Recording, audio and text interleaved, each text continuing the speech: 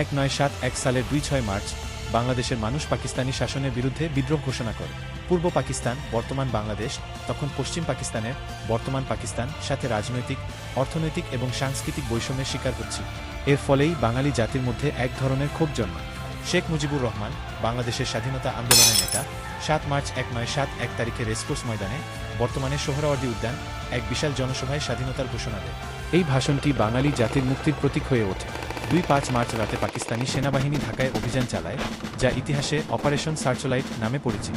এতে হাজার হাজার বাঙালি নৃশংসভাবে নিহত হয়। এই বর্বরতার পর 2-6 মার্চ প্রথম প্রহরে শেখ মুজিব স্বাধীনতার ঘোষণা করেন। বাংলাদেশের জনগণ একত্রিত হয়ে মুক্তিযুদ্ধে অংশ নেয়। মুক্তিবাহিনী এবং সাধারণ জনগণ মিলিতভাবে পাকিস্তানি সেনাবাহিনীর বিরুদ্ধে লড়াই করে। 9 মাস ধরে চলা এই যুদ্ধের সময় বাংলাদেশের মানুষ অকল্পনীয় ত্যাগ স্বীকার করে। অবশেষে 6 ডিসেম্বর 1971 তারিখে পাকিস্তানি সেনাবাহিনী আত্মসমর্পণ করে এবং বাংলাদেশ একটি স্বাধীন দেশ হিসেবে বিশ্বের মানচিত্রে জায়গা করে নেয়।